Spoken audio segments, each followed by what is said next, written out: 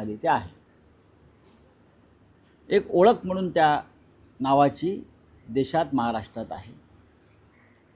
आणि लोढांचं जे कारण आहे की गुलामीची प्रतीकं नकोत, बरोबर आहे. मग सगळ्यात आधी त्याने मी काल म्हटल्याप्रमाणे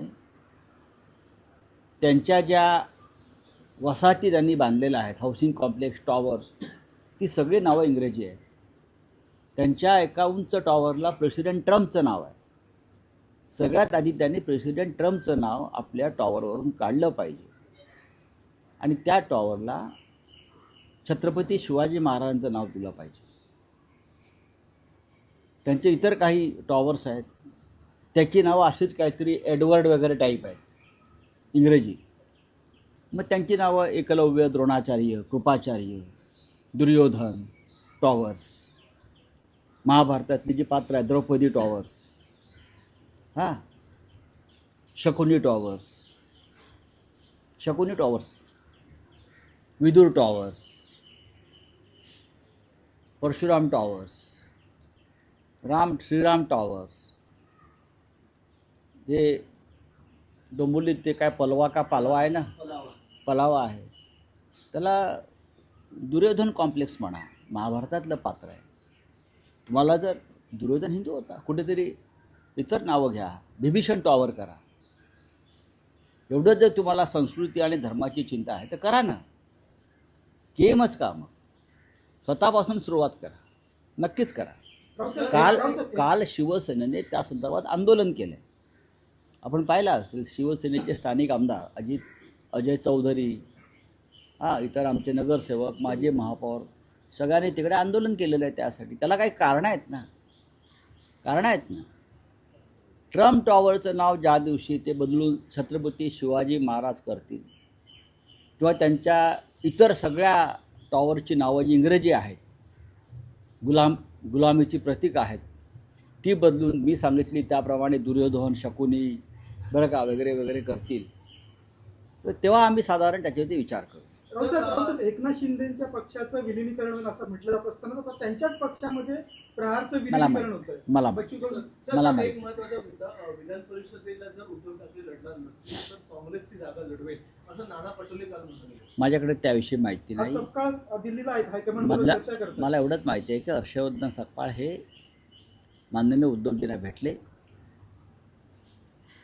आणि त्यांनी उद्धवजींना विनंती केली आहे की आपण ही जागा स्वतः लढावी आणि विधिमंडळात जावं. त्याच्यामागे भूमिका अशी होती की महाविकास आघाडीचं नेतृत्व विधिमंडळात एका सक्षम महत्त्वाच्या नेतृत्वाकडे असणं गरजेचं आहे आणि त्यानुसार तुम्ही जर आलात तर आपल्या सगळ्या आमदारांना एक नेतृत्व मिळेल, ही त्यांनी भूमिका उद्धवजींकडे मांडली.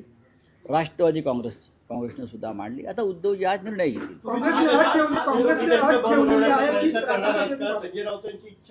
आहे का त्यांनी विधिमंडळात यावं, तुम्ही त्यांना त्यावरती समजूत काढा? बघा, आमच्या सगळ्यांचीच इच्छा आहे ना, माझी कशाला पाहिजे.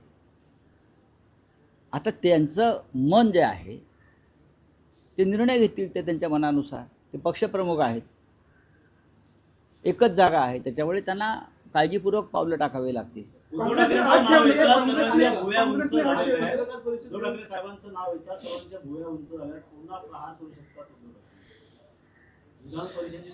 ठीक आहे ना, बघू ना. काँग्रेसने अट ठेवलेली आहे का राज्यसभेमध्ये? अशी कोणती अट नाही. बोलिए. मराठी भाषा को मतलब कंपलसरी के लिए कल भी प्रेस कॉन्फ्रेंस ली गई और अब कंफर्म नहीं किया गया. आज फिर से प्रेस कॉन्फ्रेंस ली जा रही है. संजय निरुपम एक तरफ बात करते हैं, एक तरफ कौन क्या बात करता है मुझे मालूम नहीं है. क्या इसमें वोट बैंक की राजनीति या ये वोट बैंक की राजनीति पर काम चल रहा है और कुछ नहीं.